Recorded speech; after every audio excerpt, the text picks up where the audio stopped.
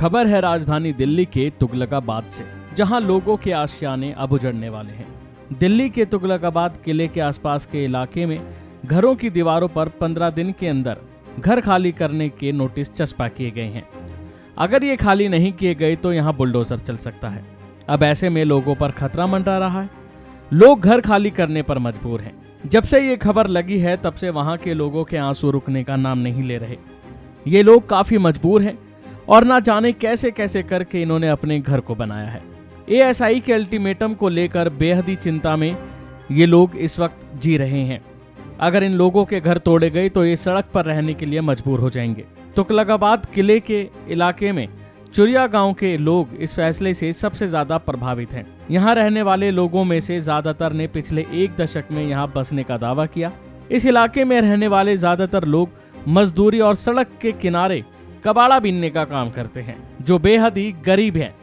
ऐसे ही घरों में काम करने वाली आशा सक्सेना, जो तुगलकाबाद इलाके के चुरिया गांव में रहती है, उन्होंने एक डीलर से 5 लाख रुपए में जमीन का एक छोटा सा टुकड़ा खरीदने के लिए अपनी जिंदगी भर की कमाई और बचत का इस्तेमाल किया। यहाँ तक कि अपने गहने भी बेच डाले। उनके पति विजय कारों की सफाई करते हैं। उन्होंने पूरे जीवन की कमाई लगाकर प्लॉट खरीदा और 2 कमरों का घर बनाया और 2014 से वहां रह रही थी। 3 दिन पहले ही उन्हें पता लगा कि उनके घर को एक सुरक्षित क्षेत्र में अवैध रूप से बनाया गया था। ये सुनकर उनके पैरों तले जमीन खिसक गई। तुगलकाबाद का चुरिया गांव देखने से पता चलता है कि यहाँ गरीब लोग रहते होंगे। यहाँ आवारा पशुओं और कीचड़ भरी ऊबड़ खाबड़ सड़कें हैं, लेकिन यहाँ के निवासियों के लिए यही इकलौती ऐसी जगह है जिसे वह घर कह सकते हैं। 48 साल की शांतना शाह ने दुखी होकर कहा कि मैं एक कैंसर रोगी हूँ, लेकिन घर पर आराम करने के बजाय मुझे अपने परिवार की मदद करने के लिए घरों में काम करना पड़ता है। अगर अधिकारी मेरे घर को गिरा देंगे तो हम कहाँ जाएंगे। इसी तरह महानंद ने बताया कि हम गरीब 5 साल से यहाँ रह रहे हैं, लेकिन मैं अभी उस कर्ज का ब्याज भी चुका रहा हूं जो मैंने जमीन खरीदने और उसे बनाने में लिया था। महानंद तुगलकाबाद एक्सटेंशन में करीब 30 साल से किराए के मकान में रह रहे थे।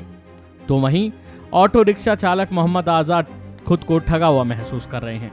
उन्होंने कहा कि एक डीलर ने करीब 7 साल पहले मुझे 2 कमरों का घर 10 लाख रुपए में बेचा और उसने मुझे बेवकूफ बनाया क्योंकि मैं पढ़ा लिखा नहीं हूं। मैं बस अपने बच्चों के लिए एक उज्जवल भविष्य चाहता था। अब अगर हमें अपने घरों से निकाला गया तो मेरे 3 बच्चों को अपनी पढ़ाई छोड़ने के लिए मजबूर होना पड़ेगा। बता दें कि एएसआई ने हाल ही में चुरिया में घरों की दीवारों पर 1000 से ज्यादा नोटिस चिपकाए हैं। गुरुवार से इलाके में सीआरपीएफ, एसएसबी और गोविंदपुरी थाने के पुलिसकर्मियों को तैनात भी कर दिया गया है। अभी के लिए फिलहाल इतना ही। खबरों में बने रहने के लिए देखते रहिए वन इंडिया हिंदी।